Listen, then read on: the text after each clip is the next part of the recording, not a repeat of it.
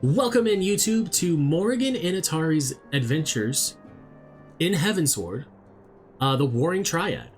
This video is a little different than some of the other ones I'm doing. Like, structurally, it's the same. It's just gameplay of 14 with my slight commentary, reading the story, telling the story basically as we go.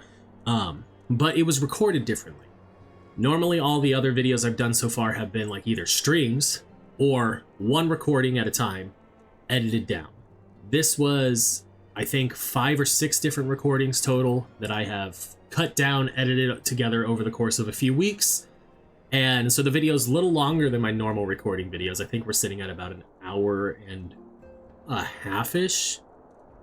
As opposed to just around between like 45 minutes and an hour is what I usually try to do. But because I wanted to try out a video where we do the whole storyline in one video as opposed to part 1, part 2, part 3, part 4 kind of thing, I wanted to give it a different try, or try something different. So let me know down below what you thought with a like, comment, subscription, all of that stuff. And don't forget, you can catch me on Twitch at twitch.tv/CalebGames here, where I usually stream Mondays, Wednesdays, and Fridays starting between 9 and 10 a.m. Pacific time. I love you, YouTube, and I'll see you in a bit. Alright, it's time to start the Warring Triad questline. Gods of Eld. Ah, my Lady Morrighan, during your absence a stranger came calling. Upon learning that you were away, he left a message to the effect that he wishes to speak with you, and will await you at the Rising Stones. If you have a mind to oblige this stranger, please be careful. I cannot well explain why, but it put me ill at ease to simply be near him. Well, if he put you ill at ease, you know, I'll probably feel right at home, so I'll be back. He better not be sitting in Minfilia's chair. I'll be angry. Oh, I'll be angry. So I will be honest, I have cleared the Warring Triad as Aerolith, but I did not pay attention to the questline, so it'll be kind of nice to be able to know what's going on.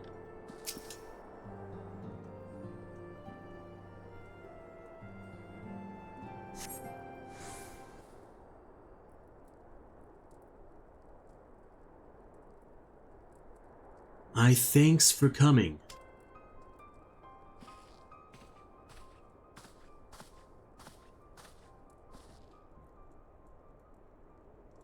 Unukalhai is my name, and I serve a friend. I sought you out that I might alert you to the rising threat of the beings known as Icons. You are aware of the threat, you say. Ah, but I speak not of the primals, with which you are exceedingly well acquainted. It may interest you to know that the term Icon and the beings to which it refers precede the Garlean Empire by eras. You see, it is the name by which the Allagans called godlike beings, the dark divinity Odin among them, and the Garleans, who seek to emulate the glory of ancient Allag, have simply availed themselves of it. Pray permit me to continue the tale.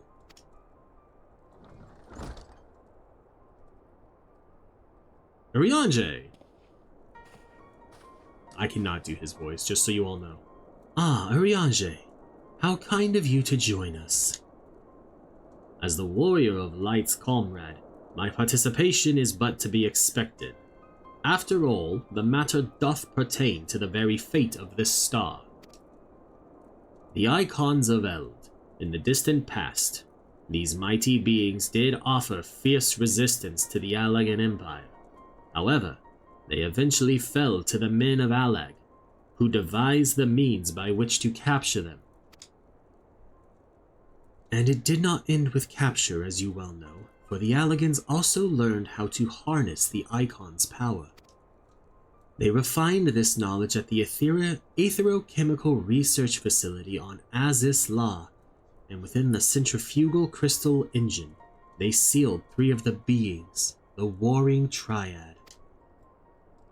'Twas first and foremost to acquire the infinite power of the Warring Triad that the Archbishop did seek Azis La. But in the wake of his defeat, the bindings which confine the Icons were severely damaged. Doubt not but that they will fail completely ere long. Know that we do not condemn you for striking down the Archbishop. You were simply fulfilling your destiny. And yet, were the Warring Triad to be released into the world, unimaginable destruction would ensue. Take heart, for there is hope still. Through swift action we may yet prevent their awakening and see them resealed. But in dealing with this new threat, our first step must be to contend with the old. 2 savage gods are returned, I fear, summoned once more by their worshippers, and at a strength far surpassing their previous incarnations. I speak of the primals Ravana and Bismarck.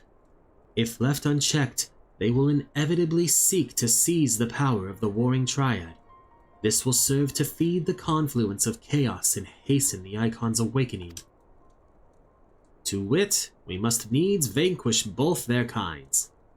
I pray thee, however, to first focus thy gaze upon the primals, ere we turn our attention to those Icons in their fitful slumber.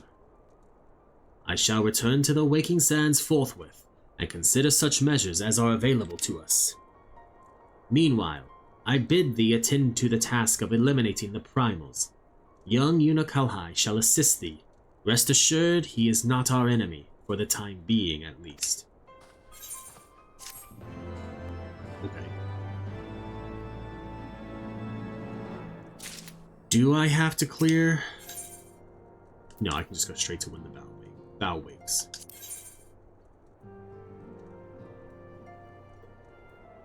Oh, this is going to be interesting. The time has come, Warrior of Light. We must move against the Warring Triad now, or suffer the consequences. The seal is cracked and the Icons stir. Should they be allowed to awaken and resume their titanic conflict, it will be alike to the coming of a second calamity. You, Morrighan, represent our best hope of eliminating this threat. That said, the very act of entering the containment facility itself presents certain unique challenges. So unique, in fact, that I struggle to locate an individual with the requisite talents to surmount them. Were it not for the impressively diverse connections of your fellow scions, I might still be searching. Happily, however, they were able to furnish me with a suitable candidate. Now, along with you and your echo-blessed companions, all the pieces we need to proceed with this deadly game are arrayed upon the board. Victory hinges upon no less than the total destruction of the Warring Triad. But we must also wear the interference of those who covet the Allagan's primal harnessing technology. I speak, of course, of the blindly grasping hand of the Garlean Empire and its fumbling agents.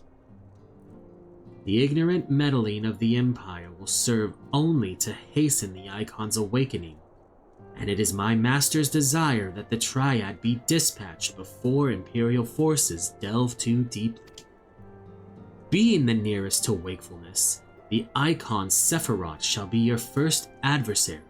Make your preparations and join me on the flagship in Azis Law. We shall speak further there. I thought he was about to walk through the desk. Does this have any information for me? The Warring Triad, the Awakening. The Warring Triad is the collective term for 3 immensely powerful icons that were brought into existence during the twilight of the Third Astral Era. Summoned by the native tribes of Mericidia, these entities were set against the encroaching forces of the Allagan Empire. The strength of a primal is determined by the fervent prayers of its faithful, and as the Mericidians' prayers called for saviors with the power to throw back an imperial invasion, the resulting incarnations were perforce imbued with nigh incalculable might. That the Allagans were capable of conquering such godlike beings well illustrates the incredible heights to which their technology had ascended.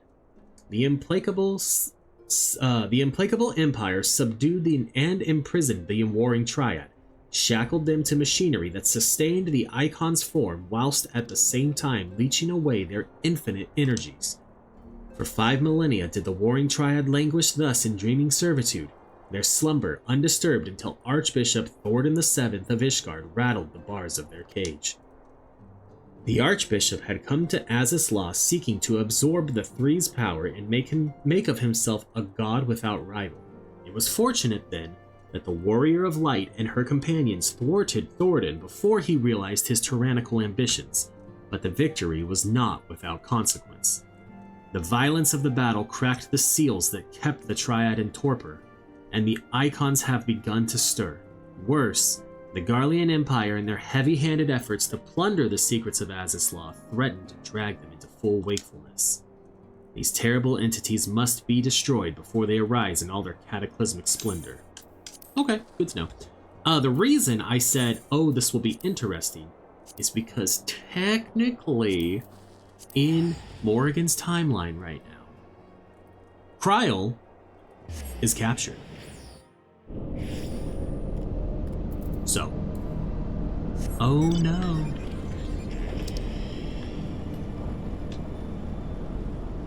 Alright, to the flagship.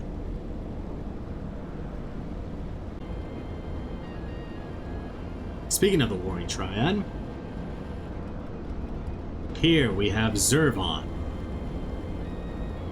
And over here, we have Sophia. And then over here, we have Sephiroth.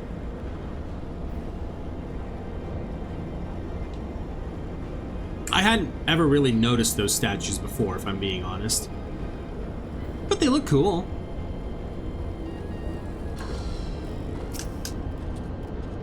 This is the place, Warrior of Light. Here we will find the containment facility wherein entities of incalculable power. I pressed the button, I'm sorry. As I warned you, Sephiroth poses the most immediate threat. His dreaming mind drifts perilously close to consciousness. Thus must his destruction be our first concern. Your fellow Scions will be joining us anon, accompanied by the uniquely talented individual of whom I spoke. From what I gather, the two of you are already well acquainted. Let us continue inside and wait before the doors to the containment facility. Okay, you got it.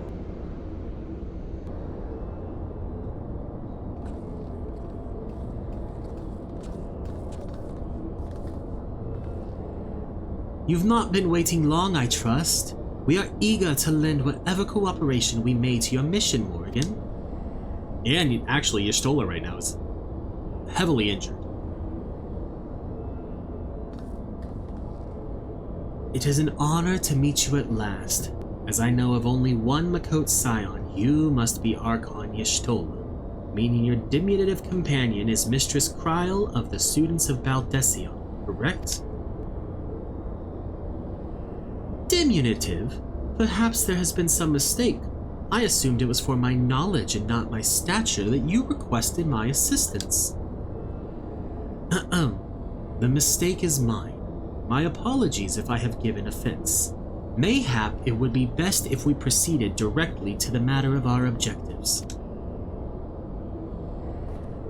Your adversary is the icon Sephiroth of the Warring Triad, otherwise known by the historians of Allag as the Fiend. He was once the patron deity to a tribe of tree-like beings native to Mericidia, but was subdued by the Allagan Empire after a lengthy war of attrition. After his defeat, he was imprisoned for use as a source of power.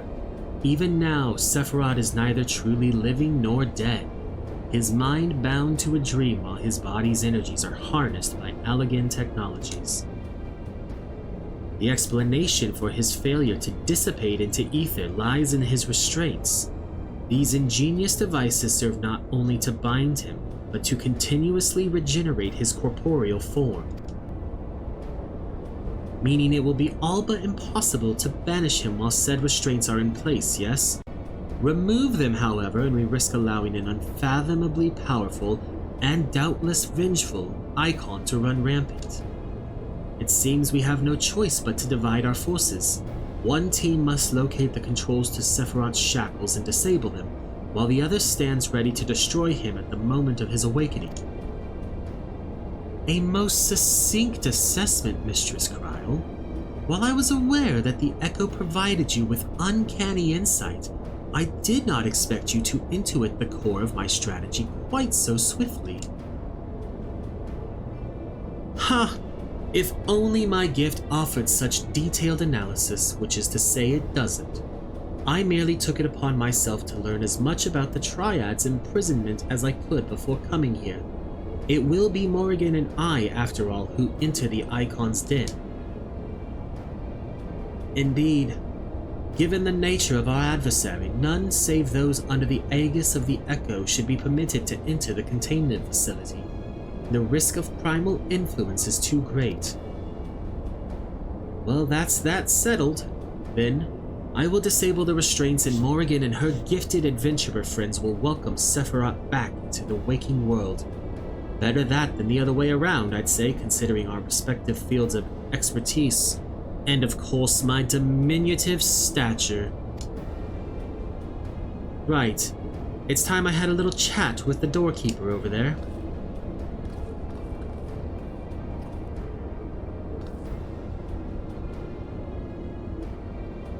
Blip. Activating verification systems. Lifting access restriction to Triad control. That's adorable. I had no idea the Valdesian curriculum was so comprehensive. When we locate the controls for Sephiroth's restraints, I shall gladly leave their operation to you. When we locate the controls, mayhap my words were unclear. Only those blessed with the Echo may safely enter the facility. Your concern for my sanity is touching, but unnecessary. Suffice it to say, I am in no danger of falling under the Icon's sway. Blip bloop. Warning. Verification systems detect multiple unauthorized vessels entering restricted airspace. Security systems engaging intruders. The Garleans. Come, Urianger. We must keep the Imperials occupied.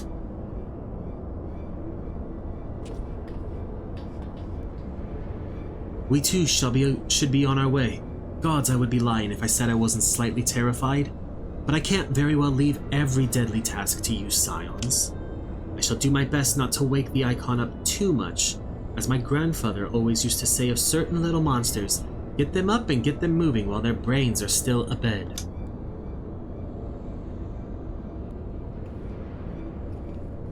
Pew! Containment Bay 6-7, now accessible. Alright, in full disclosure, I'm just gonna run these unsynced with my wife and maybe a couple other players to just get through the battles. The battles are nothing to write home about, they're nothing super crazy or special, so we're just gonna do them unsynced, and this is mainly a video for the story of the Warring Triad. Again, we'll see some mechanics, but we're not gonna see all of them by any means. We do. Well, thank you. I just got the bandana.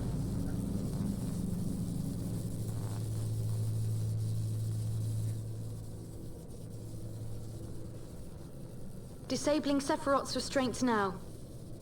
Good luck.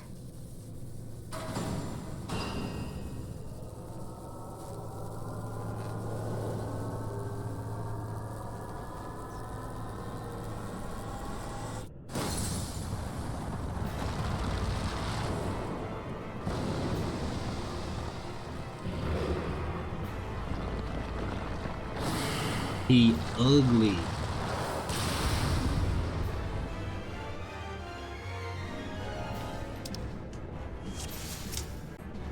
Okay. I'm not gonna do much. I'm only level 60 for this fight. No, you'll be fine. You will 100% out aggro.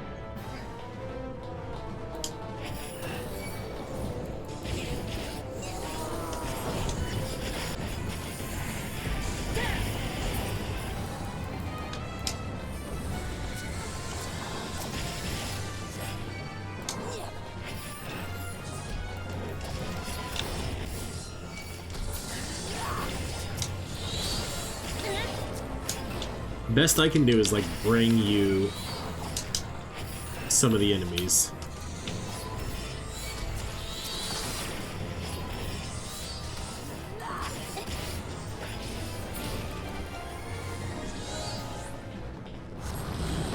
And he falls and becomes giant.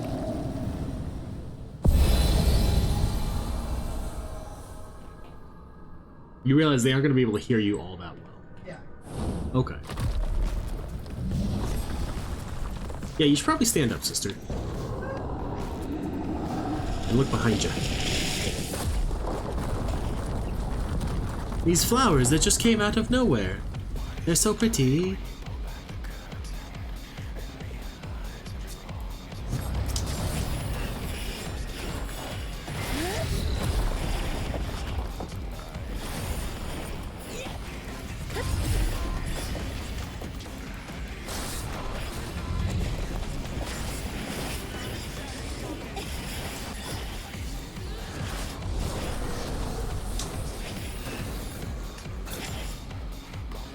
You know, I don't remember if there's any cutscenes immediately following this, or if it's just the fight.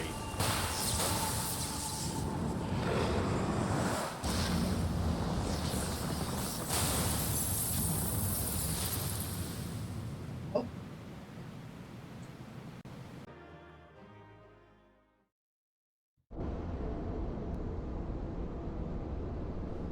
There is cutscenes. Are they voiced though, or do I have to do the voicing?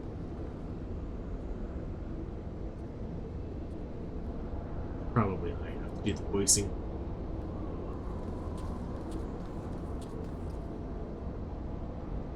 Yep.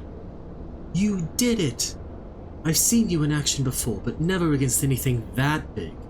My legs kept telling me to run, but I just couldn't tear myself away. I don't think I blinked once during the whole battle.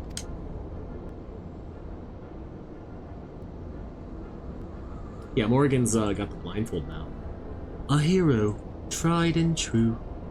If only I had possessed such strength.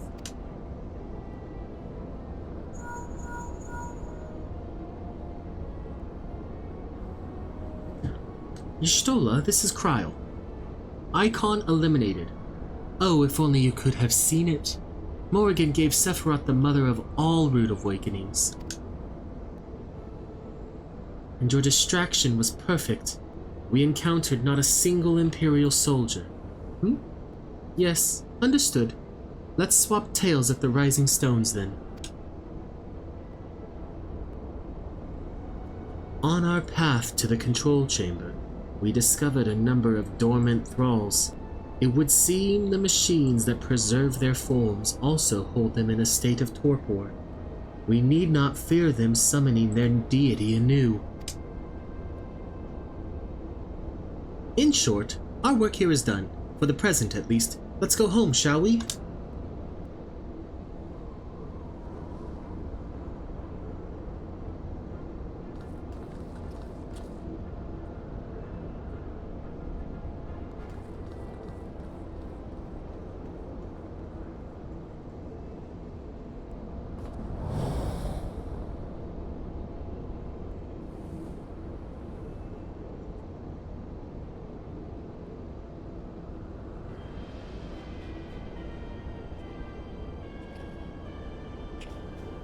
One of the legatuses from the 7th, I think. Your senses are sharp, young one.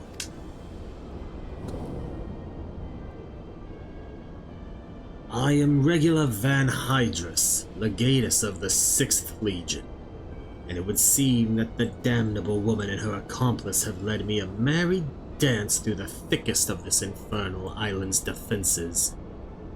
To think that I pursued them. I shall withdraw for now. My lesson learned.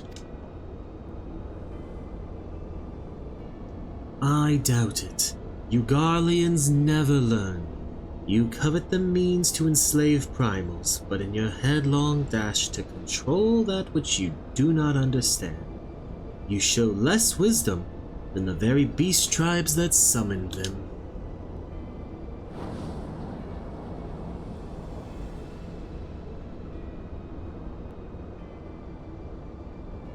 I have no interest in crossing blades with children.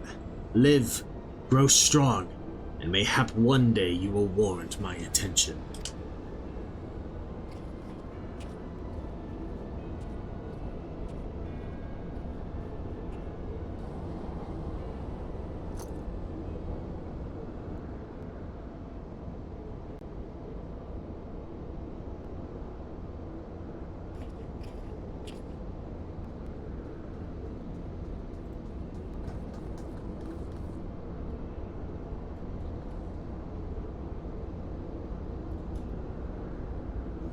I looked back and you weren't there. Did something happen? Not of consequence. I mistook a shadow for a man.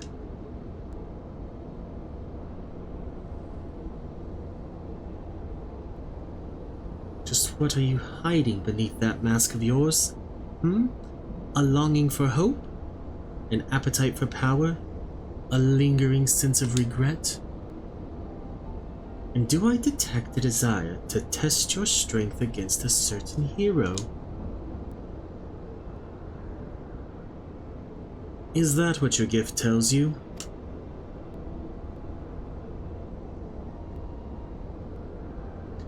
No, those were just wild guesses. But I wonder if some few of my words didn't strike close to the mark.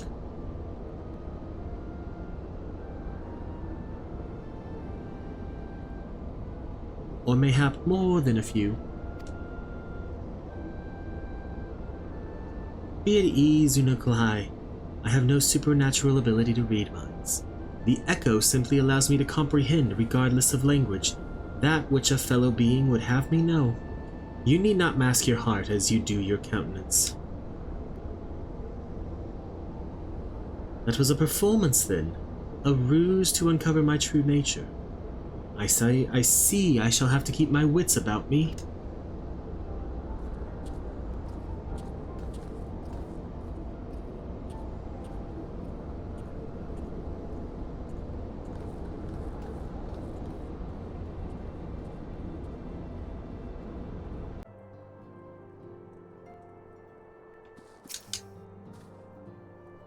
So, Warrior of Light, how did it feel to strike down so great a foe? You must tell me more of your experience once our meeting with your colleagues is concluded. Yeah, they're all gonna show up, aren't they?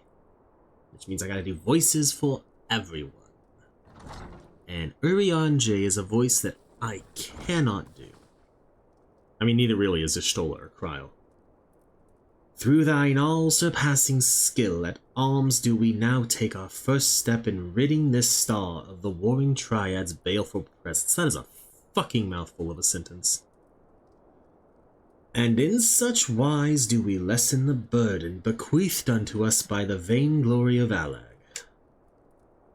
Know, however, that the two icons which remain are thought equal in might to Sephiroth, and may yet exceed him. Ere thou proceed, I would counsel thee to marshal thy strength, and give careful thought to thy preparation. Assuming the Garleans afford us the luxury of time, even now they grasp for the means to dominate primals, blind to the technology's potential for calamity. My master taught me that the entity known as Sephiroth was this world's first sacred tree, elevated to godhood by the belief of its worshippers. There is no power more fearsome than that born of unconditional faith in unbending ideal. 'Tis plain your master found in you a willing student. Tell me, was it he who taught you of Allagan's technology's potential for calamity, or are those your own words? 'Twas but a figure of speech, nothing more. When last we met, I thought I caught a glimpse of the boy behind the mask. But it would seem your defenses are firmly back in place. Must you persist with this infuriating veil of secrecy? I, for one, would very much like to know who this master of yours is, amongst other things. As long as our purposes align, what matter my affiliation? It matters a great deal. I do not ask out of idle curiosity. If we are to fight as comrades, we need to be able to trust each other. On which note, I should apologize for my earlier trickery. It was merely an attempt to get to the heart of an enigmatic companion. Truth be told, I was rather glad you reacted as you did. No person of your age has any business being calm and aloof all of the time, much as you might wish to be. Anyway, we had best be off. Do send word if there are any further developments. Bye-bye. That's an adorable little wave, Cryo. I also feel like there's a bunch of malice behind it.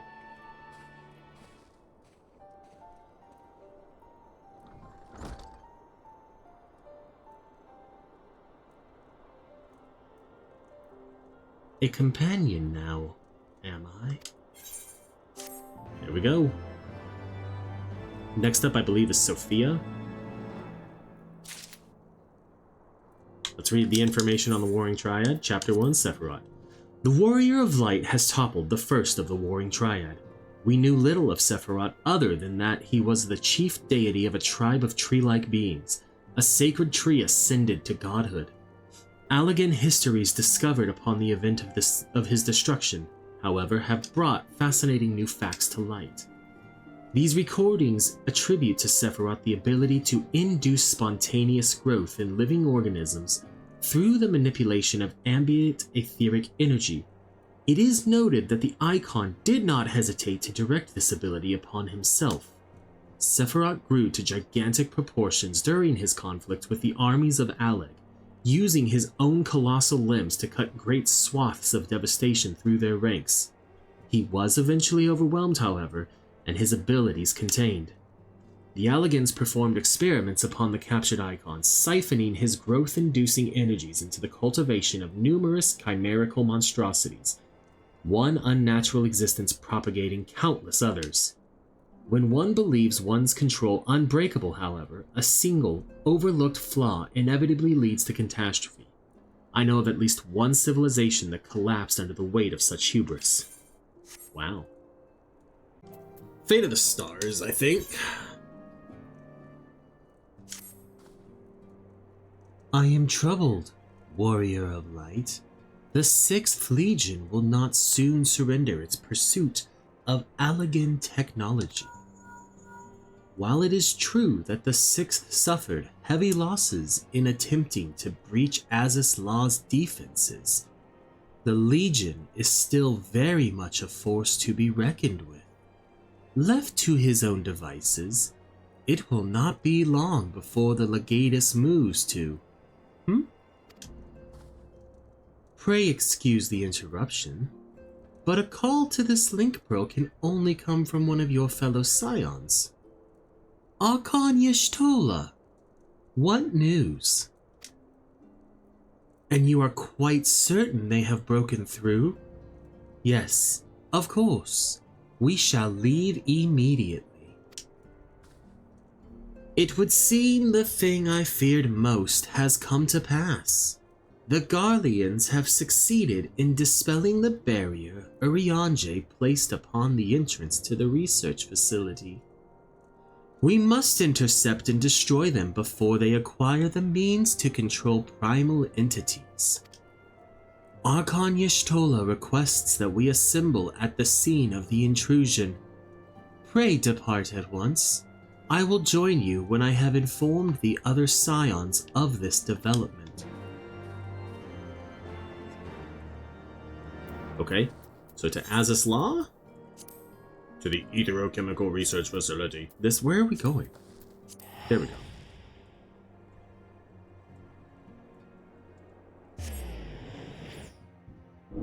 And we have a long-ass flight. So, prepare for probably jump cuts. This is probably one of the worst areas. There literally is one ether right, and there's like no quick teleports anywhere else. It sucks. Is the Sephiroth statue still up even though we... Okay, yeah, it is.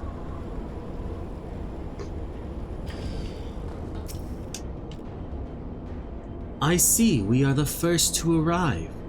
No matter. Your colleagues should be here anon. They were wise indeed to keep this area under surveillance. Had the Garleans slipped by unnoticed, I dare not think of the consequences.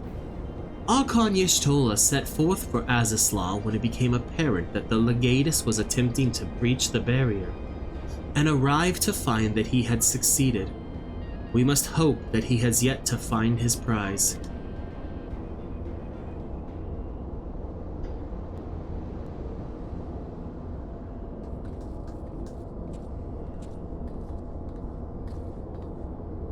Well met,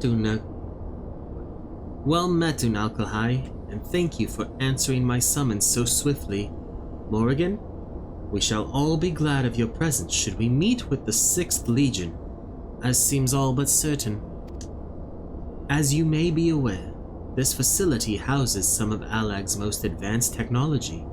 Accordingly, Urianger sought to deny the Empire easy ingress by weaving a ward of singular potency. Not singular enough, it would seem. I would be surprised if the Legatus had not reached the core laboratories already. 'Tis passing strange. I wove the ward in accordance with the most closely guarded teachings of the Archmages of Sharlayan. Naught was left to chance, naught. 'Tis well known that the children of Garlemald have no talent for arcane manipulation, nor hath the Empire more than a cursory knowledge of sorcery. That they should succeed in unraveling so complex a skein of magecraft, and with such surpassing swiftness is... 'tis passing strange. That is it, Urianger, but 'tis a mystery for another day. Archon Y'shtola has the right of it.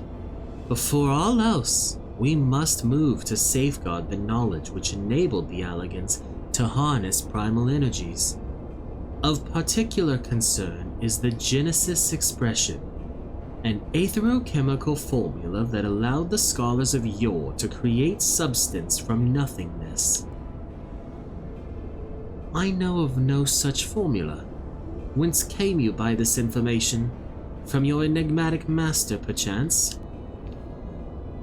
He did furnish me with that morsel, yes, and knowing exactly which prize the Legatus now seeks enables us to predict his position.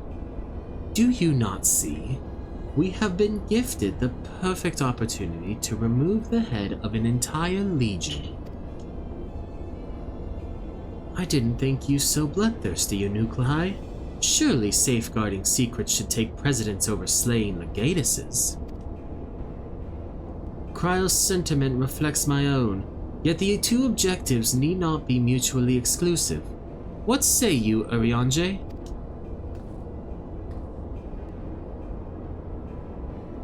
Urianger? Ah, forgive me.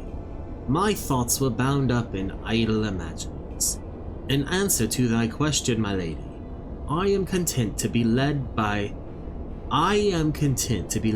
thee in this matter. Then let's go.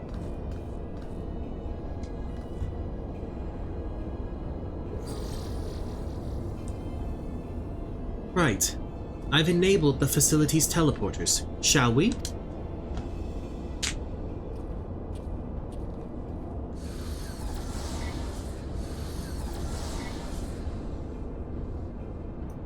You dwell on the matter of the barrier? I do. Verily, 'twas a warding spell of labyrinthine intricacy, the brainchild of the head of the students of Baldessian himself. Even the most learned Archon would require some several moons to disentangle such of an enchantment. To do so in mere bells would require some preternatural power akin to the very echo itself. Dun, dun, duh!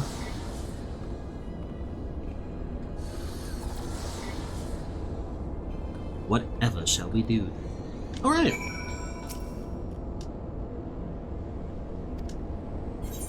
Yeah, that's fine.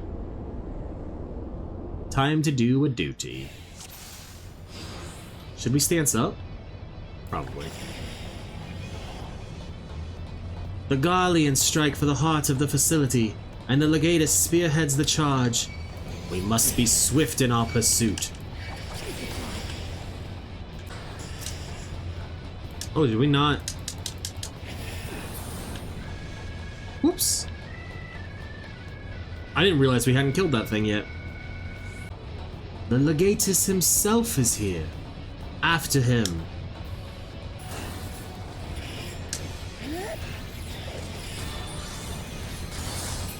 I shall contend with this foe. Press onward, my comrades. Okay, Urianger. If you say so.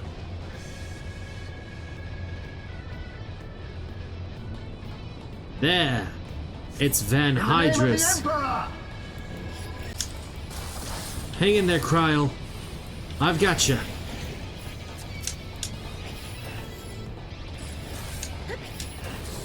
Ah! There we go.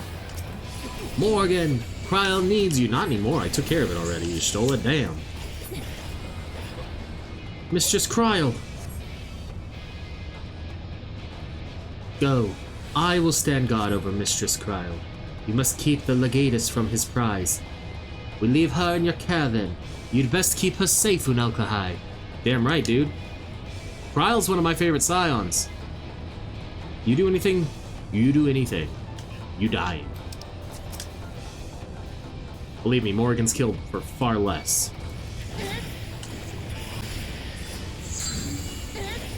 Oh! But we could do it without... Alright. I'll get inside your barrier.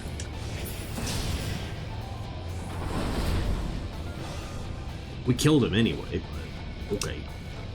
The central laboratory. Something. The central laboratory should be up ahead. Let's hurry along, shall we? After the Legatus.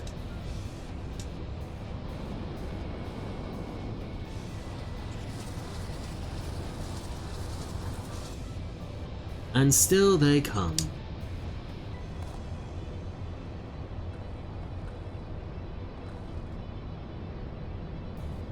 Press on, Morrighan. I will handle this. And then, you know, there's always badass Y'shtola. Another one of my favorite scions.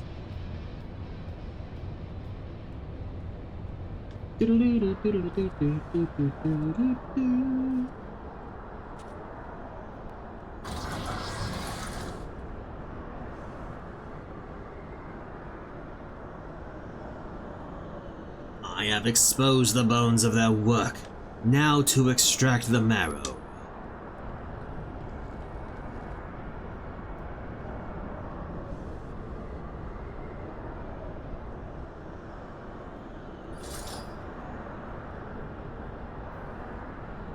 Even in the moment of my triumph, you persist in your misguided crusade.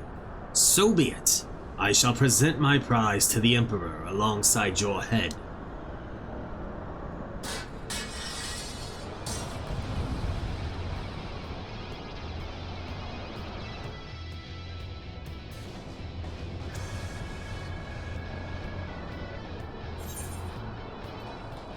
The thing that gets me is they clearly wanted a Dark Knight to stand as Cloud as well, like how Cloud does. So why didn't they?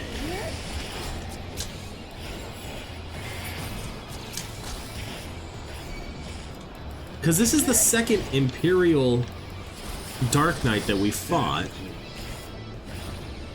who...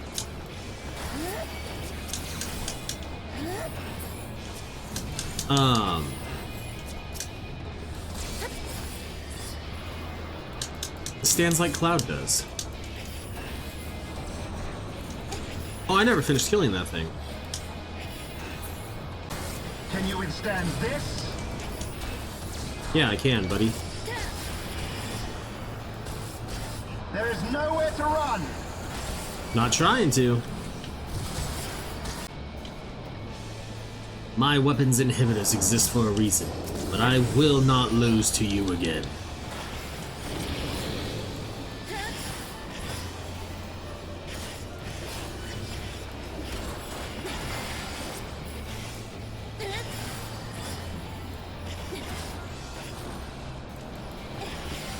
Easy enough. It's dead, so we'll just keep... Enough! Where you at, Regula? Well, it did a little bit. Okay.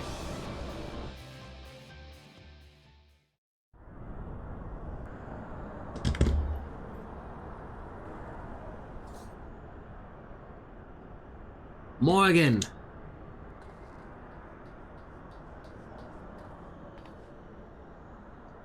The Tomolith is unbreached. My brain broke during the sentence. The Tomolith is unbreached then.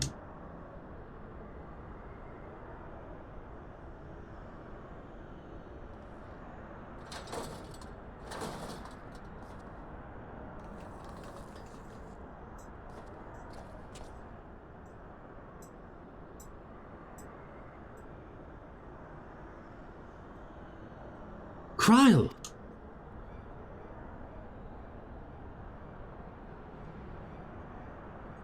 My wounds will not slow my blade should you seek to bar my path. And you would slay me, no doubt, but it would be your final act.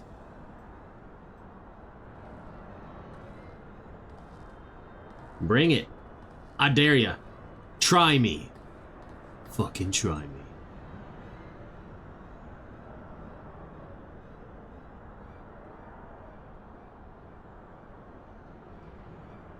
What madness afflicts you Eorzean fools?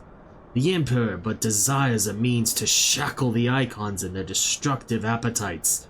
Why do you rail against your own salvation? It is not for man to wield such power. The primal energy your Emperor seeks to contain would be as kindling waiting for a spark. That was not the right voice for him at all. Forget not the white raven, Legatus. Like thee, he presumed to wield the power of Allah, and invited the calamity in so doing. This star's fate is too important to be decided by any one man, a warmongering savage least of all. Have care, boy. You speak of my Emperor.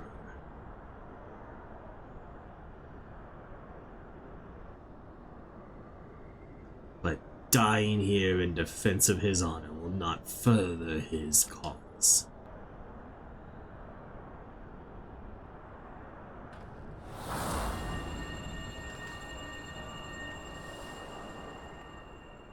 He just flashbanged us.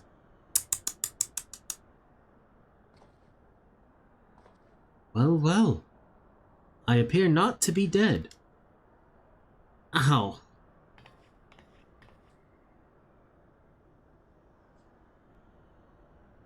Kryle?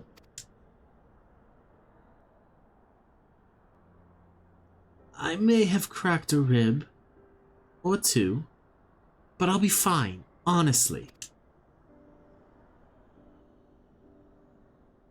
Our foes gave no quarter. Had Unukalhai stinted in his defense of thee, thou mayst be certain thy hurts would be far worse.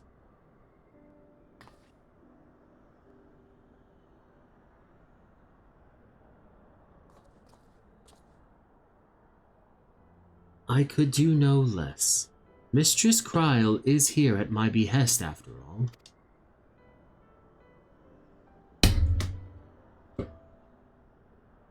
The secrets of Allag are safe for the present, though 'tis doubtful the Legatus will return to Garlemald till the prize he coveteth lieth in his grasp. Then we must redouble our efforts to protect this place. Kryle and I will place additional seals upon the Tomolith.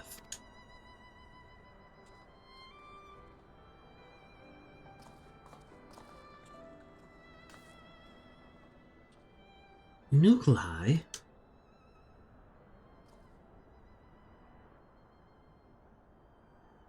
I really thought she was about to blow him a kiss almost. I appreciated you staying at my side. Thank you.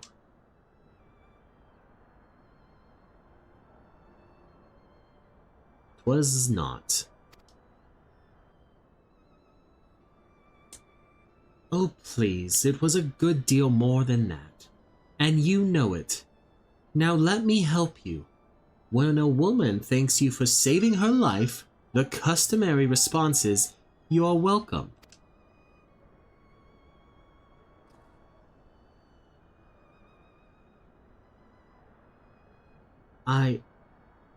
You are welcome.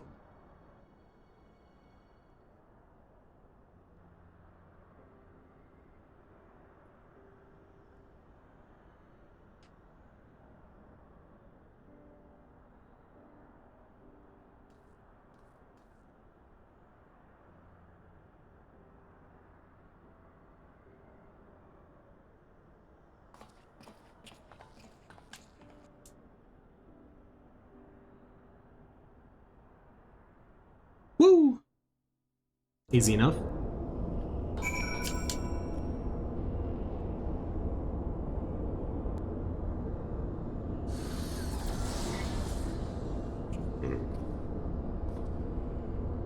Ah, Urianger. Are the new wards already in place? My colleagues yet toil upon their enchantments. I come unto thee in secret, that I might question thee outside their hearing. Question me? I would speak with the one who undid my subtlest magecraft. He who invited an Imperial Legatus into this facility, in hopes of engineering the man's demise at the hands of the Warrior of Light.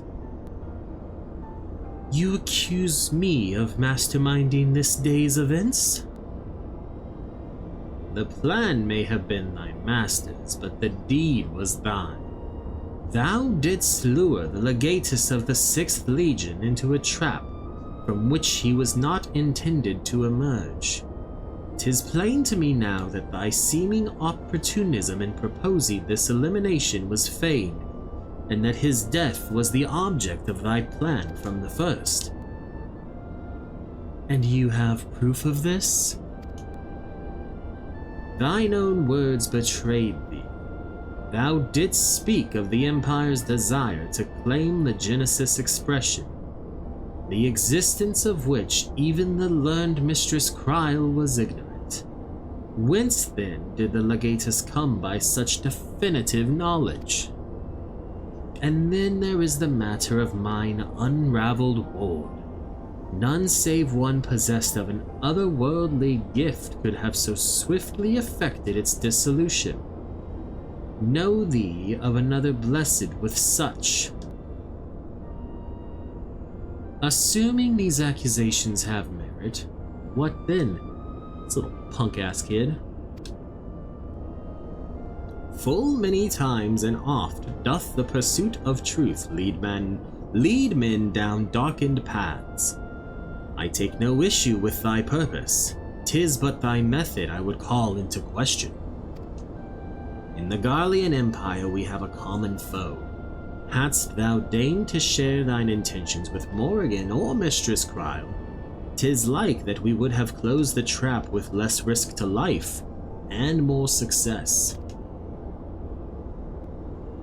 I sought to use the most dangerous secrets of Alag as bait. Who among you would agree to such a reckless plan? None, and with good cause.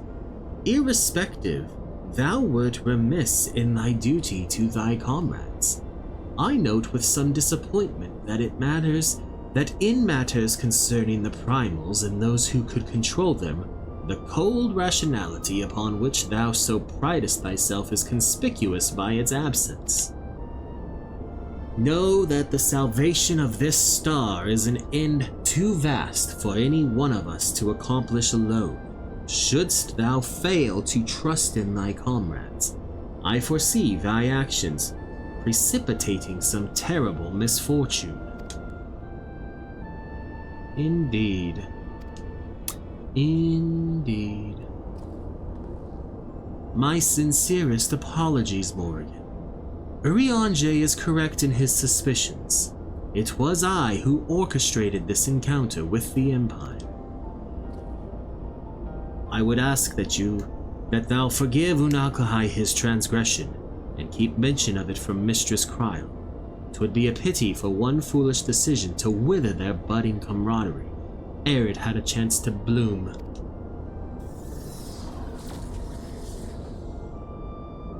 There you are, you rotten idler. When Y'shtola realized we were struggling with the wards alone, she was absolutely livid. Ah, never mind the Warring Triad. I have awoken Archon Y'shtola's tempestuous wrath. In supplicant mood shall I return at once, and there atone for mine indolence. Damn, Arianje, you're gonna get it. Come, Morrighan, it is time we return to the Rising Stones. Indeed. Indeed. Dibba-dip, bubba-dup, bubba-da. That's not the Rising Stones.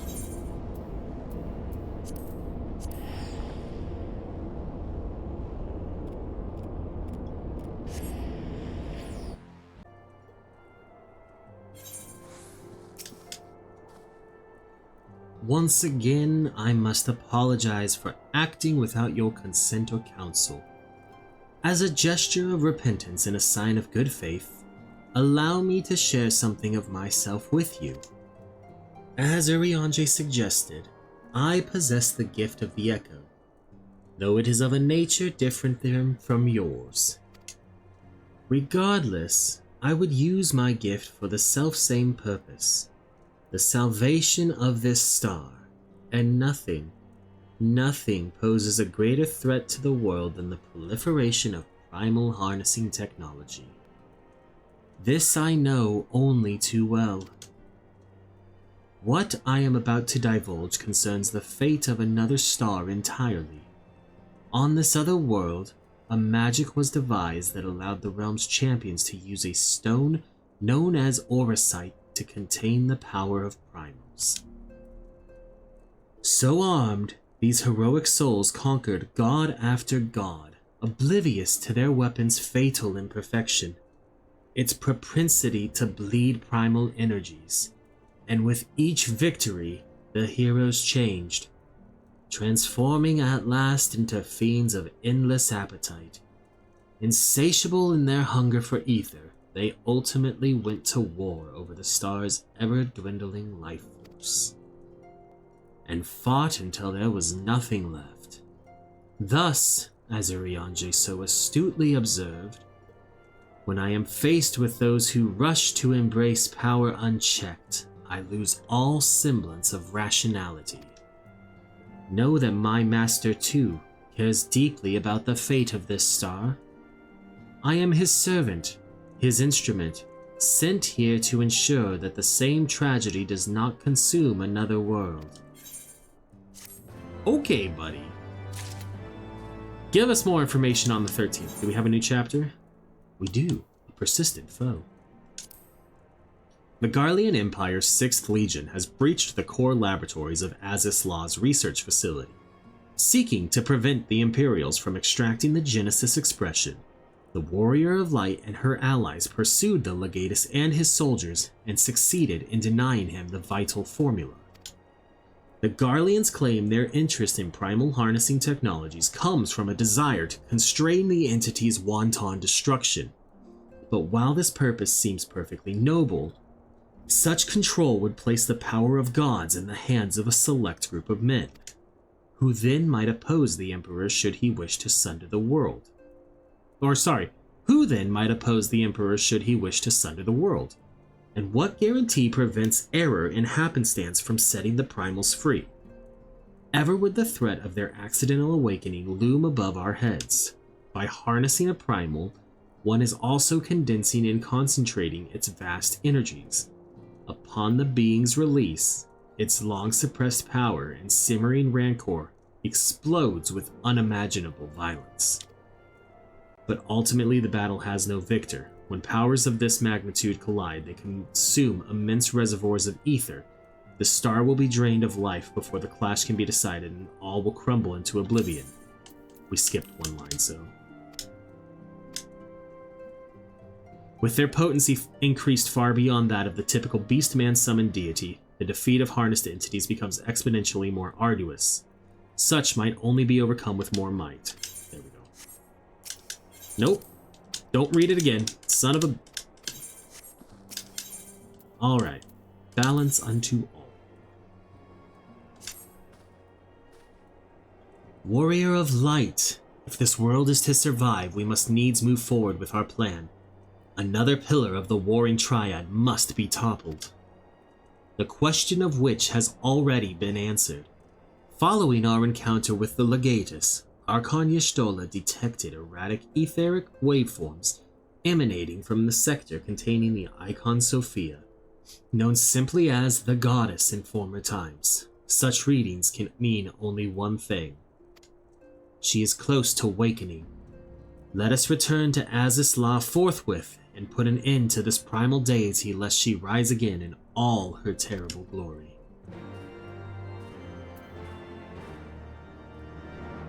Okay. Alright, Unuka High, what you got for me? We appear to be the first to arrive. Shall we await our colleagues here? You got it, bud. Cutscene!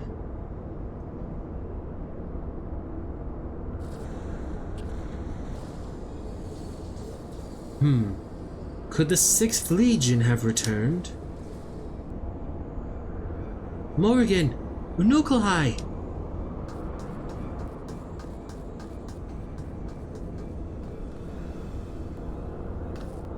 We're under attack! Y'shtola and Urianger have engaged the foe not far from here.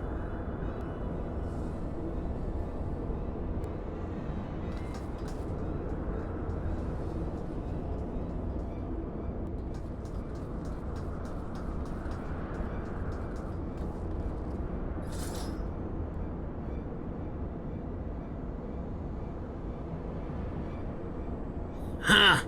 Rarely is my shield thus tested. 'Twould seem the Elegans have not been lax in their recruitment.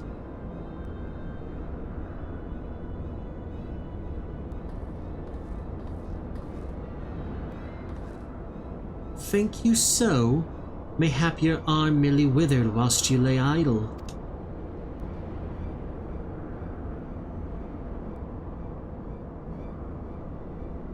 Still your tongues. We have stalled them long enough.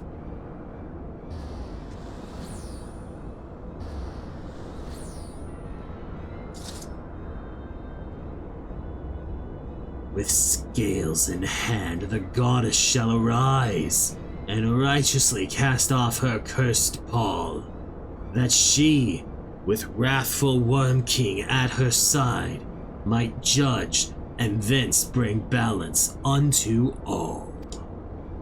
Hear my words in despair, Alligans. Our goddess is awoken.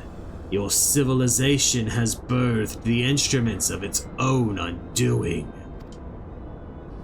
But we aren't Alligans, buddy. You're thousands of years too late in several calamities. 'Tis well that you are here, Morrighan. I should like to know what our assailants were saying. You understood their words, did you not?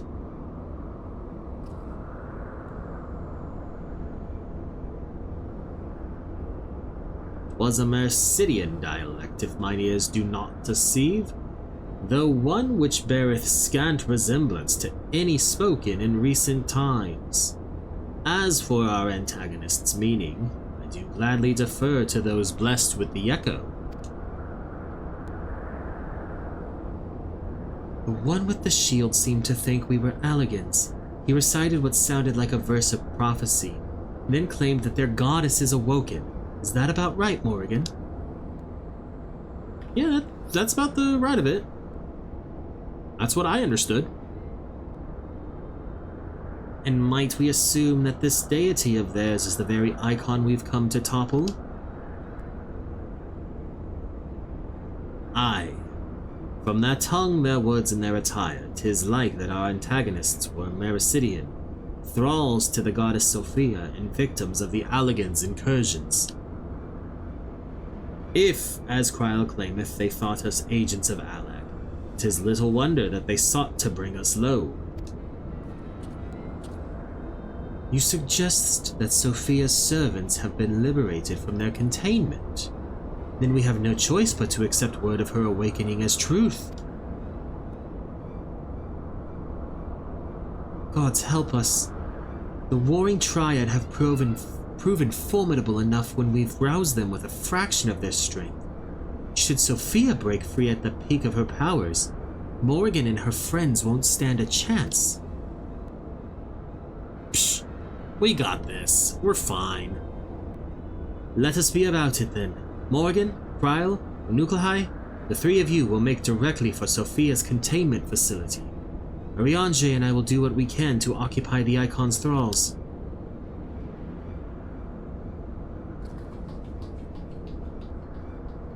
Damn. Damn.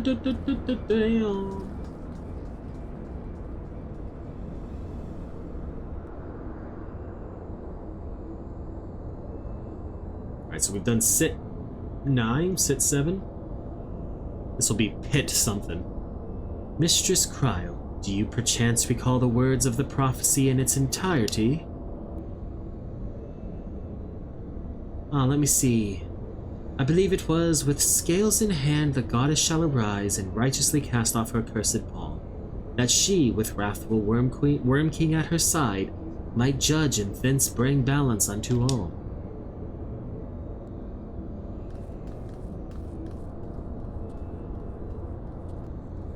I'm assuming Wrathful Worm King is Bahamut.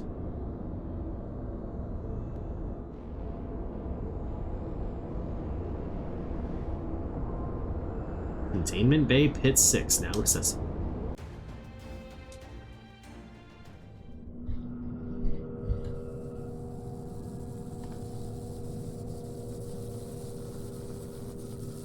There she is, bound in a giant ball of energy. I leave the goddess in your capable hands.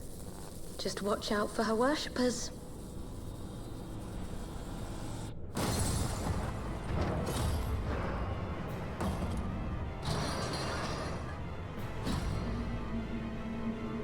Music for this fight's pretty good.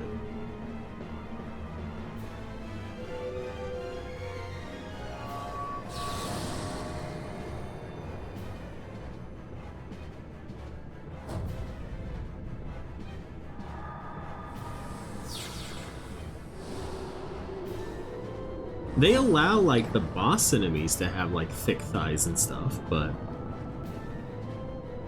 our characters have to be flat as a board.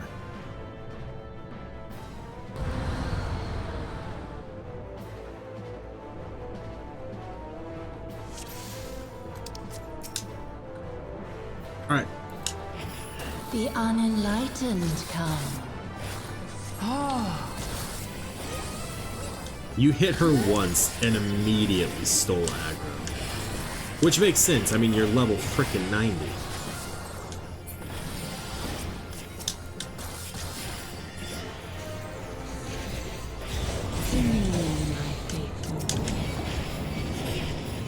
I didn't realize you, got to meet these guys in a cutscene prior to this.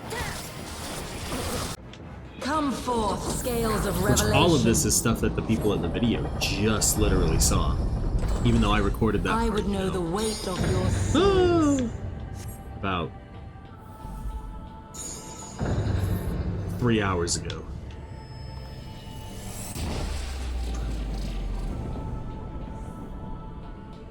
Alright, now we can Can fall off the you edge. sin must be balanced with suffering. I wonder if we're supposed to...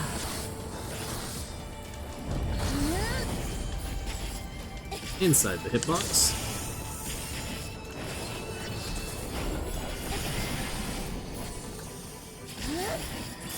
My revelations are lost.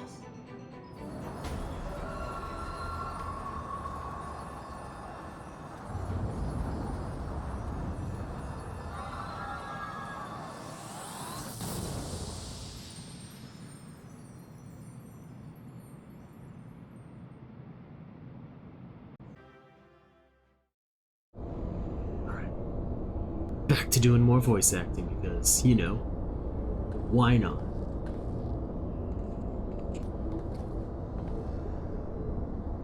I see the goddess is no more. Well done. Once Kryl and Unalkahai have rejoined us, we may safely depart. One thing yet puzzles me, however. How did Sophia's servants come to wake from their slumber? I believe we have the answer to that.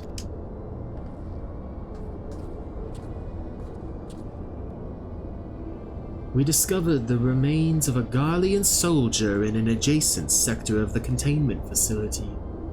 'Tis like that the fool ventured too close to Sophia during the Empire's previous incursion and was enthralled for his troubles. Another reminder, if any were needed, as to the incalculable threat posed by these beings. The goddess would not even have been conscious when she claimed the man's will, and yet his mistake granted her the means to release her servants, and would have resulted in her own liberation had we not been on hand to intervene. I do much wonder that the Icon's pawn was capable of so effectively manipulating the facility's containment systems. How came he by such rarefied knowledge? That too is easily explained. During our investigation, Kryl discovered a subtle flaw in one of the mechanisms which held the goddess in check. A flaw which had plainly been added intentionally. Upon examining the facility's records of the period, we were able to piece together the story. It was a time towards the end of the Third Astral Era, when the peoples of Mericidia faced extinction at the hands of the Allagan Empire. Sophia, a being of incomparable cunning, was said to have communicated certain plans to her servants through the medium of a trusted oracle. Following the oracle's instructions, they duly conspired with a rebel faction within Allag, who, we believe, agreed to tamper with the prison intended for Sophia, and then the goddess and her thralls chanced to be captured, though we suspect that this had always been their plan. Indeed, the prison was situated at the heart of Allag, and we think they intended to attack the city from within. They would merely have had to wait for the rebels to exploit the weakness in their confines. But the conspirators' dealings with the Mericidians were exposed before they could enact their plot, and all were summarily executed. It seems that the flaw itself remained undiscovered, however, and might have remained so until the end of days had it not been for the actions of the Archbishop and subsequently the Garleans. I cannot help but wonder what might have come to pass had their scheme been successful. Mayhap the answer lies in the prophecy. Kryl hath the right of it. Its words may be deciphered thus. The cursed palm speaketh of Sophia's prison, from which she was supposed to emerge at the agreed hour. The Worm King, meanwhile, can be none other than Great Bahamut himself, then yet a prisoner, whom the goddess did intend to unleash upon Allag to set right the scales of justice. That is what I had guessed. I'm glad it turned out to be correct. A foolhardy plan. Had it come to fruition, the two of them would surely have razed the realm. Naught would have been spared the devastation, the Mericidians' homeland included. Their home already stood on the brink of oblivion. Mayhap they wished for naught else but to purge the poison of Allag with primal fire. The tale teacheth us that even the greatest of man's creations may yet be brought low by a single act of treachery. The Allagans were fools to place their trust in technological bondage. To shackle such beings is but to delay the inevitable. Naught save their total destruction shall free us from their menace. Let us return now to the Rising Stones, and there consider the final step of this most needful task.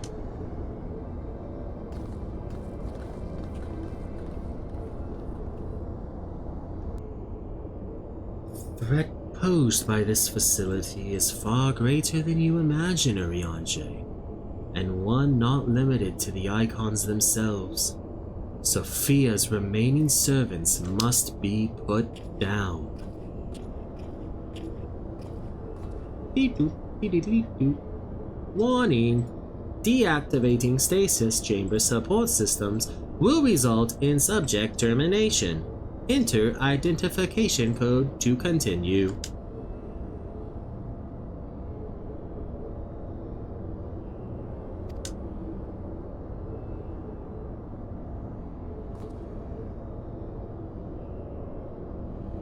Beep boop boop bop boop bop.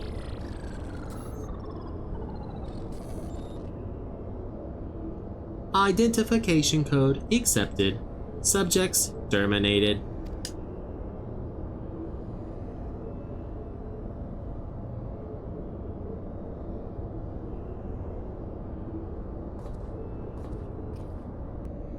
This kid's creepy. And we watched the whole thing. Alright. Is aught amiss, warrior of light? Archon Y'shtola mentioned that there was a matter she wished to discuss.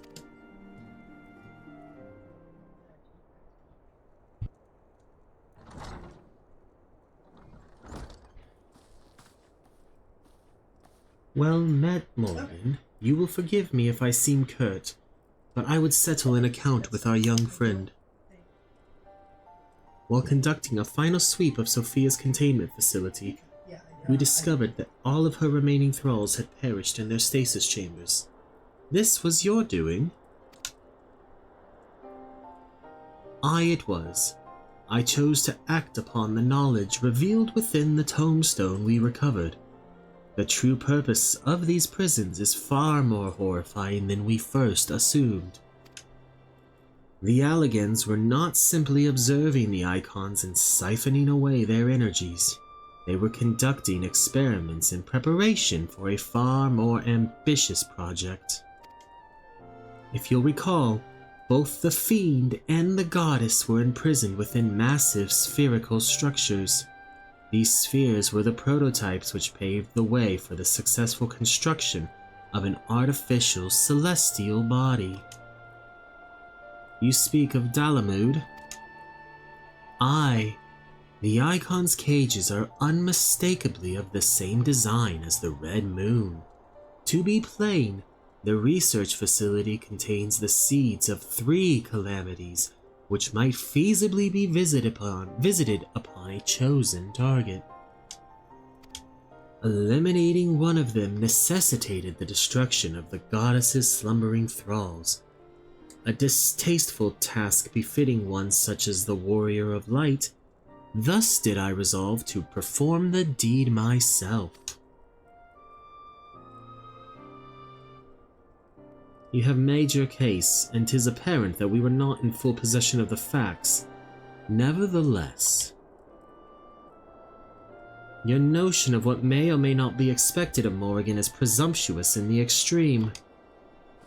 When the Warrior of Light chose to join the Scions, she did so in the knowledge that she would be required to face and destroy not only the Primals, but also their fanatical servants. That which you term a distasteful task is an essential part of our calling, a burden of which every Scion is sworn to shoulder.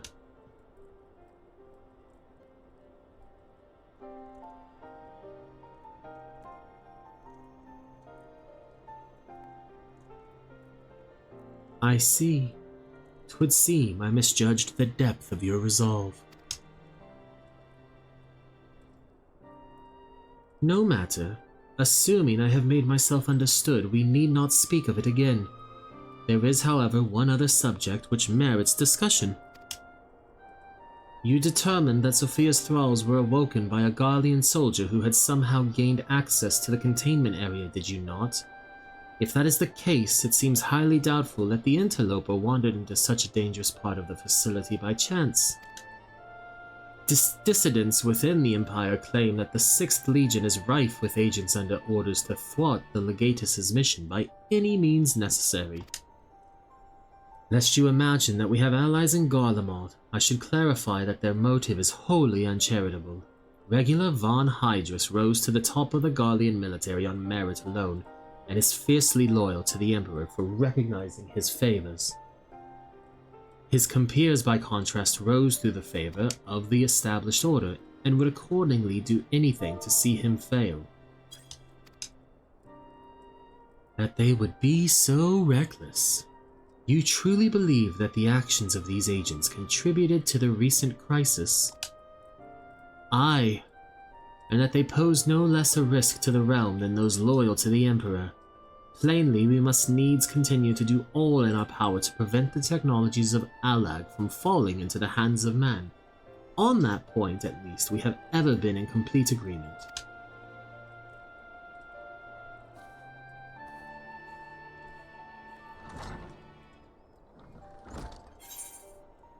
I'm gonna be honest, I just said a lot of words, and I don't think I really comprehended any. Alright, let's read the book. On Sophia, Chapter 3, Sophia. The goddess has fallen, and only one pillar of the Warring Triad remains. According to the records we discovered upon Sophia's destruction, the Icon had once schemed to bring the Allagan Empire to ruin from within. The histories also spoke of her followers and how they perceived the ever-expanding Imperials as anathema to the world's balance. Equilibrium is Sophia's domain. Her worshippers saw the righting of the scales as their sacred duty, and thus did they resist the Allagan's invasion with holy fervor. Never mind that the summoning of an icon did upset their precious balance all the more. The concept of balance, however, of great interest is... The concept of balance, however, of great interest to my master. A world must have both light and darkness, and a sudden surge of either will endanger its very existence. That is what happened to the 13th and the 1st. Upon our first meeting, my master spoke thus: I am not the light's servant, but for the present I must serve. One cannot arbitrate equilibrium if one is not fluid of stance. The tenets of our justice are found not in light nor darkness, nor the gray shades in between. We but seek to enforce that which prevents the visitation of oblivion, to moderate the endless waves of war such that neither side claims victory. That is our charge.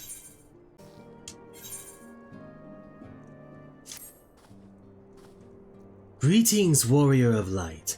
But one pillar of the Warring Triad remains, Zervon, the icon known as the Demon. According to the histories I have uncovered, this monstrous being was worshipped by a race of Mericidian beastmen.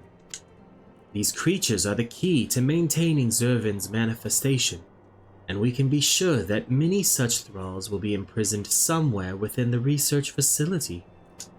It is imperative that we determine their exact location as swiftly as possible.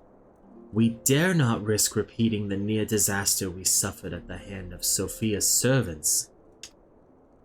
As such, your fellow scions have already begun an exhaustive search, but there are several sectors which only you, Kryl, and I can enter without fear of enthrallment. Let us make our way to Azislaw forthwith and aid the investigations. Okay.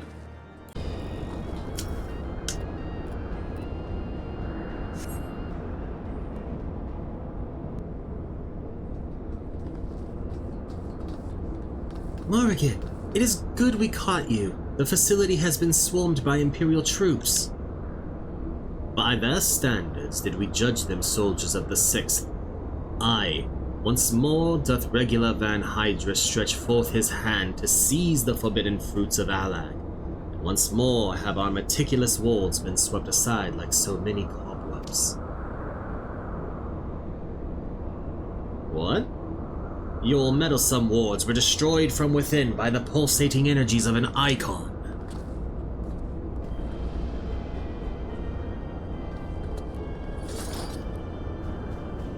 Nay, put up your weapons and listen.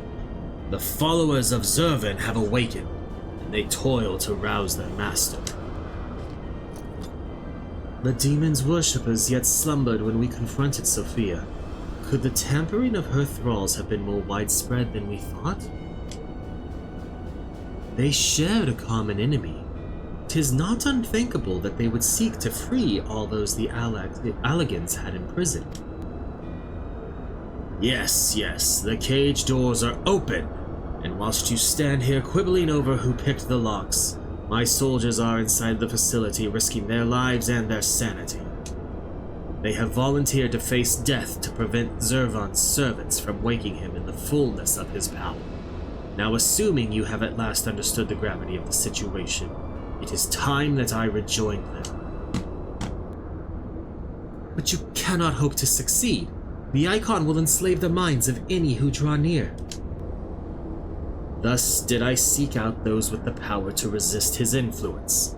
Aid us, and mayhap my men will not perish in vain.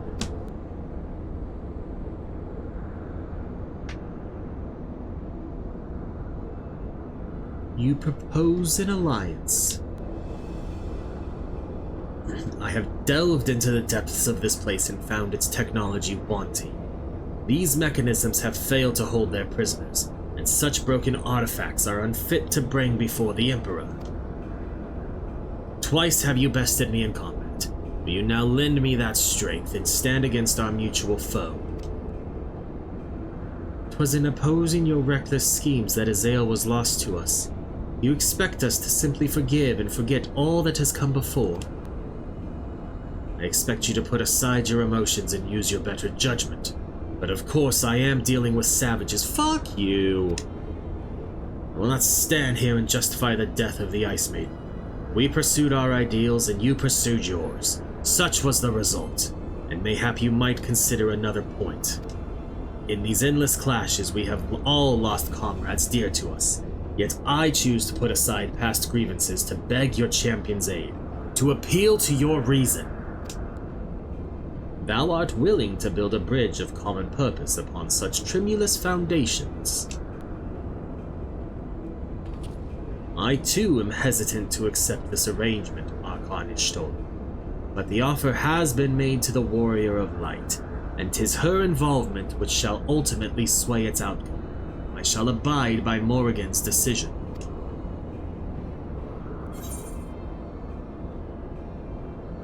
Zervan must be stopped.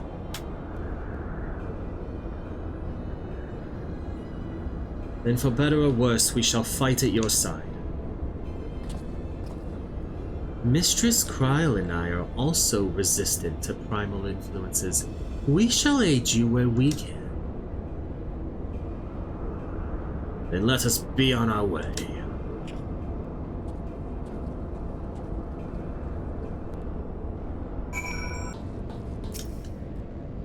Our companions have already passed through the research facility. We should not lag behind.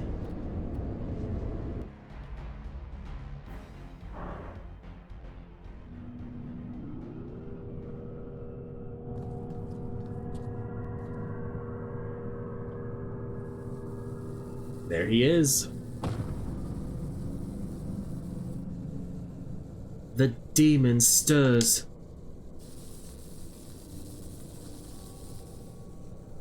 Like a suckling babe, he feedeth upon the ether siphoned unto him by his thralls. We must needs deprive him of this sustenance. Then we destroy those devices.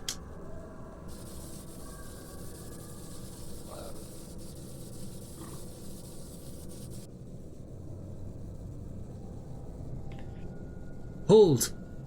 Witness your soldiers!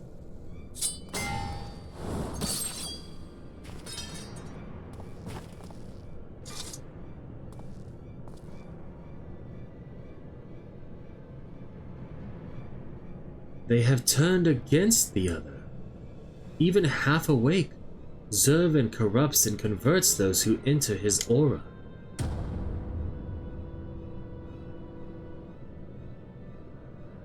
The three of us then, Morrighan, Unuklahai, we rush in together and each disable a generator. We cannot give them a chance to rally a defense.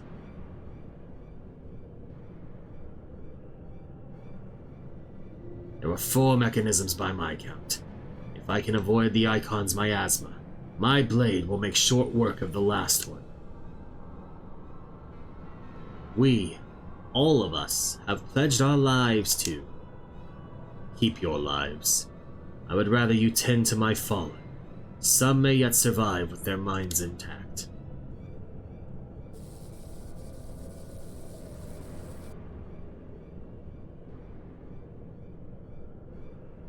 I know not if my strength will be enough. I am no champion. The battlefield is no place for uncertainty, boy. Fate has blessed you with a unique talent and an occasion to use it. Do not waste such a gift. We strike!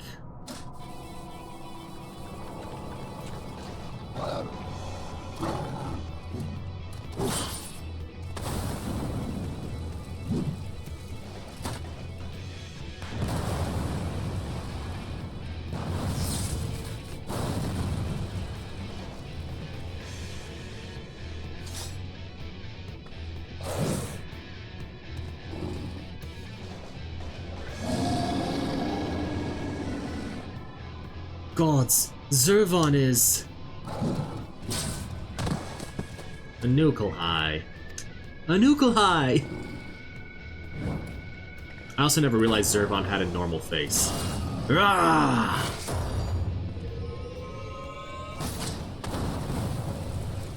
In the name of the Emperor!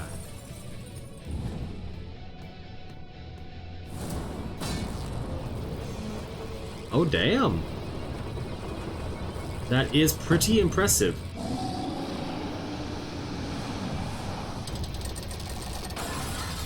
Oh.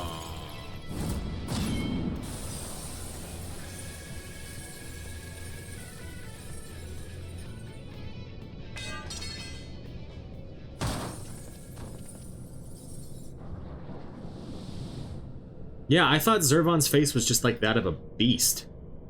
He slumbers once more. You saved me? Why? I told you, boy. Yours is a gift too precious to waste. A gift the Emperor may one day have need of in a war upon these untamable icons. Emperor Varus, he raised me up from the ranks, stood against my detractors. I gladly give my life in his service. You must finish this. Slay those leeches upon our star. Kill them all. Kill Zervon.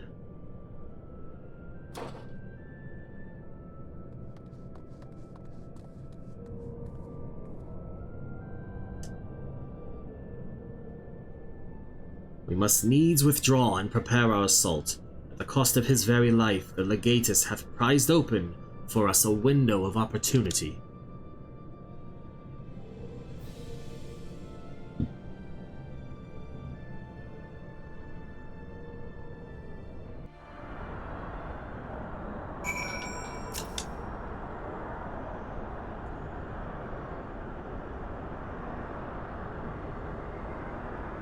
He's dead.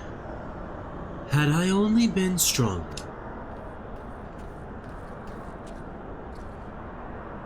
Enough of that. There'll be time for regrets after we've rid the world of Zervon. Kryl has the right of it. The demon has fallen back into torpor for now, but we must act swiftly if Regulus' death is to have meaning. The survivors speak of an army of thralls loose in the facility, and we must assume that these followers continue their efforts to awake the icon. Let us then concentrate upon diverting them from their task. Mistress Kryl and Master Anukulhai, prithee secure the controls to Zervan's shackles and limit the restoration of his might. Archon Y'shtola and I shall forge ahead and strike down those thralls as would seek to harry you. Warrior of Light, thine is, as ever, the most perilous duty. Gather to thee thy trusted companions, and extinguish from this realm the fires of the demon himself.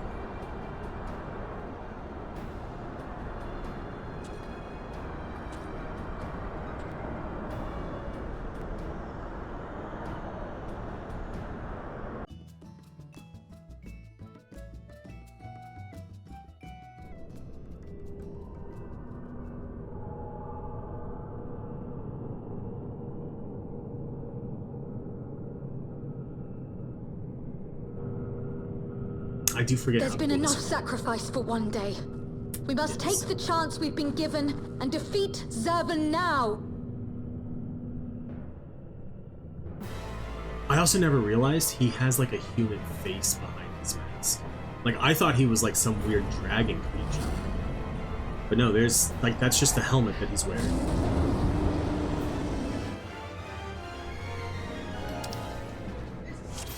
Yeah. Alright, cool whenever.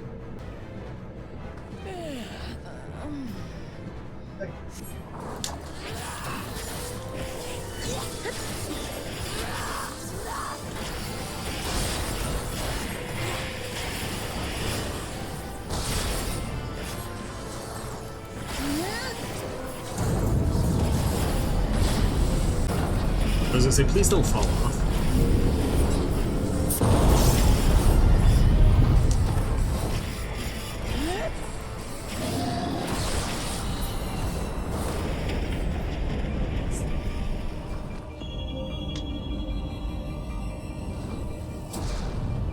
Good and evil, the war eternal.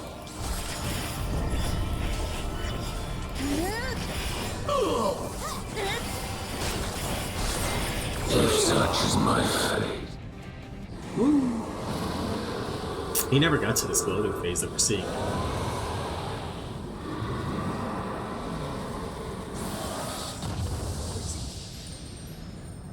I have, because there's been a couple times I've actually ran it synced.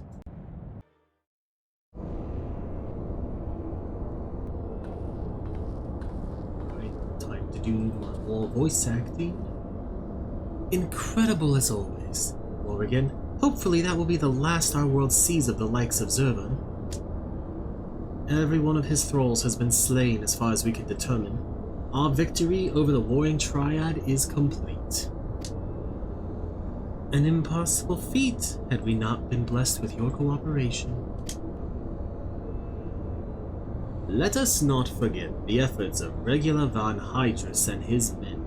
Without their noble sacrifice, the demon would have awoken far sooner, and possessed of far more formidable energies. The bodies of the fallen now accompany the survivors on the return journey to God. 'Tis known that the Imperials recognize no God, yet they would honor the dead in their own fashion. And when next we meet, a fleeting alliance will surely be forgotten. 'Twas an interesting exchange nonetheless. They spoke of their present ruler as a man who values self-sufficiency. Varys befriended Regula in their youth, it seems, and was highly impressed by his martial prowess. 'Tis common knowledge that Regula's rise to legatus was in great part advocated by the Emperor himself. Regula freely admitted his shortcomings when it came to politics, and it was Varys's unconditional support that served to win his undying fealty. One does not expect such tales of comradeship to lurk beneath the Empire's iron exterior. Contrary to all expectations, the man died a hero, witnessing the way you all leapt into danger without hesitation. It would seem I am surrounded by heroes. And yet, my own actions were aught but heroic. I have not the qualities nor the character to stand at the Warrior of Light's side. What a curious thing to say. Are you truly concerned that you do not measure up to some arbitrary requirement? If you knew of the path I walked to reach this place, then you would understand why I doubt myself so. Return with me to the Rising Stones, and I shall tell you of it.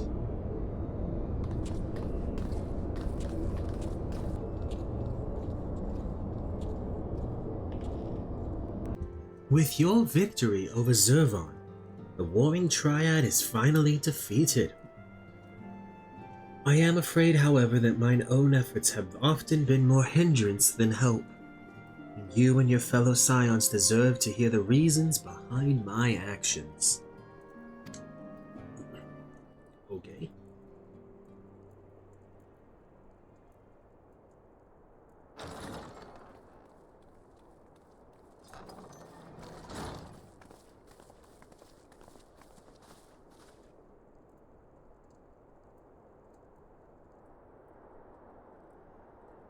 I promise to tell you of my journey, of who I am, of where I am from.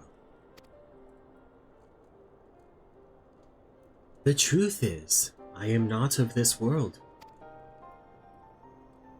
We kind of figured as much, buddy. I was born of a different star, a child whose power of the echo was too feeble to save his dying world.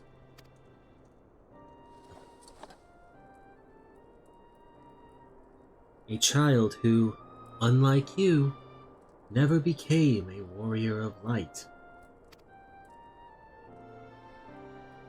When all I knew stood on the brink of destruction, I was yet half grown. Had I been born but a handful of years earlier, history may have written a different tale. The seeds of other heroes that had yet to fully sprout may not have withered and perished. The star I failed to save is known to you now as the Void.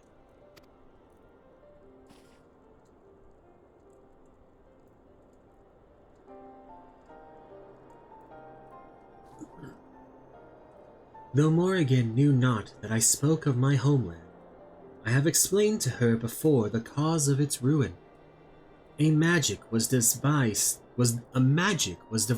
to contain a defeated primal's might within a stone known as Auracite, and the energies which bled from this imperfect vessel gradually corrupted the champions who wielded it. These heroes became slaves to an insatiable hunger for ether, eventually transforming into hideous fiends, and none who clung to the faint traces of light were strong enough to oppose them.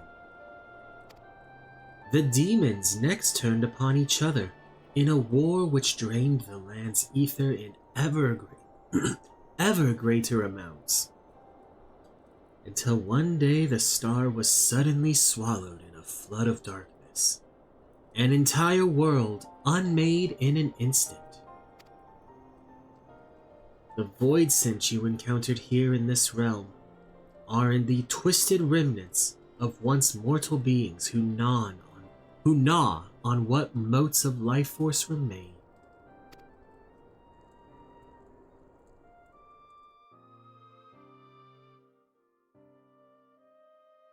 Elidibus.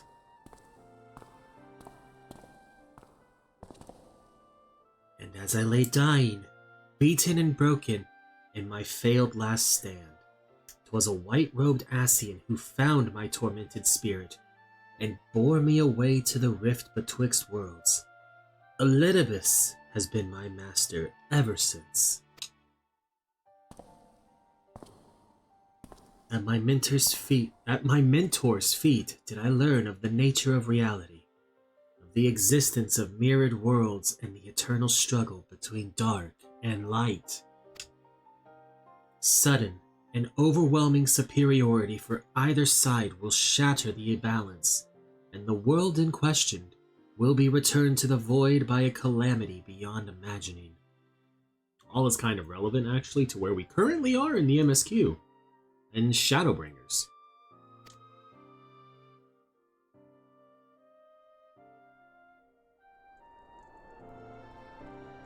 As the self-appointed custodian of this balance, my master warned me that the source, the first of all worlds, slips perilously close to oblivion.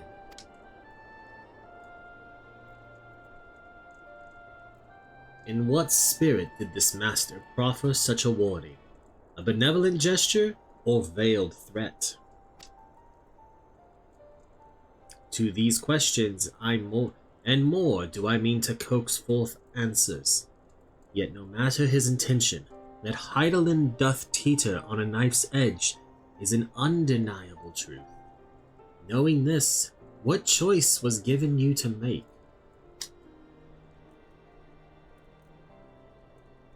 I chose to join my master and act as his instrument on this star. The tragedy that befell my home cannot be repeated. I will see this world saved. And yet I hesitated at the most crucial of moments. What right have I to stand alongside a true warrior of light?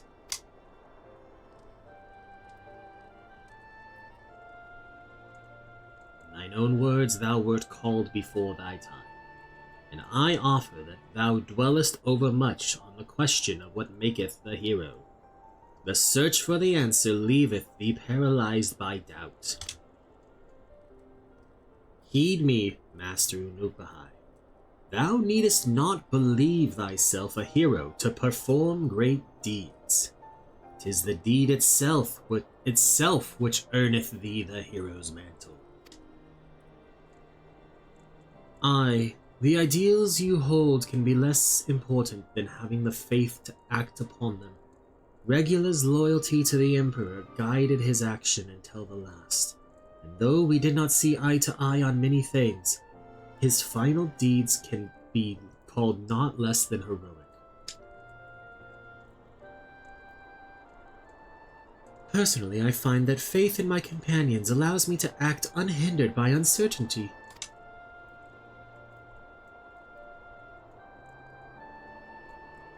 I know that should I ever falter, Morrighan and the others will be there to support me, or steer me back onto the right path if needed.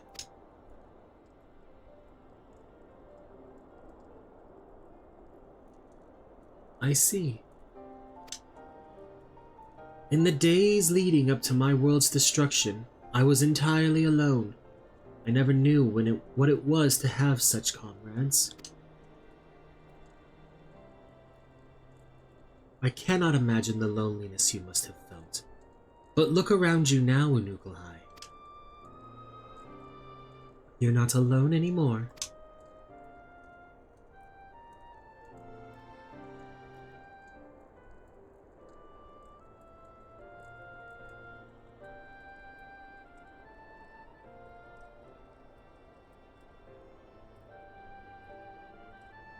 Welcome to the Scions of the Seventh Dawn. Aww, we got a new member.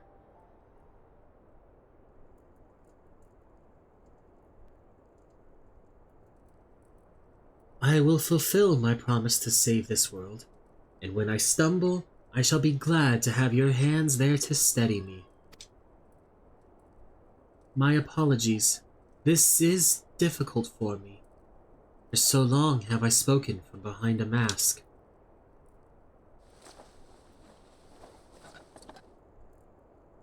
We should all feel comfortable speaking without such concealments. I should hope you appreciate the irony of that statement, Ryanje.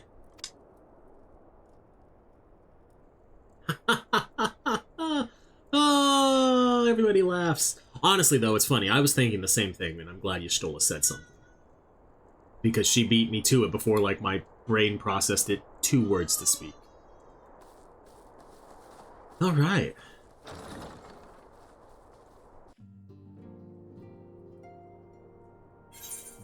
Complete the quest. We'll read up on Zervon. The followers of Zervon were broken from their slumber, likely the doing of Sophia's worshippers, and immediately began attempting to arouse their master in the fullness of his power.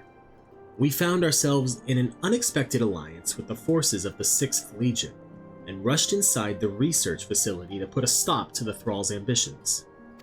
Although we succeeded in this initial endeavor, the effort cost the lives of many Imperial soldiers, including that of Regula Van Hydrus himself. Seizing the opportunity, their sacrifice bought for us, the Warrior of Light led... Shit, hold on. That was a horribly paced sentence there, on my part. Seizing the opportunity their sacrifice bought for us, the Warrior of Light led a company of Echo-blessed champions against the half-woken demon, and cast down the final pillar of the Warring Triad. Upon discovering the flaws apparent in the Alligan's technology, the Legatus chose to abandon its acquisition, and looked to recruit the aid of the Scions with nary a moment's hesitation. His was a decision motivated not by glory, but by loyalty to his Emperor.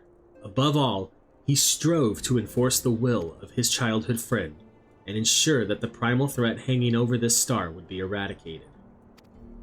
Over the course of our quest to eliminate the Warring Triad, the meddling of the Garlean Empire has been our greatest obstacle. That an officer so lofty within its ranks should recognize the danger and make such a rational choice is a significant development in our war against the Primals.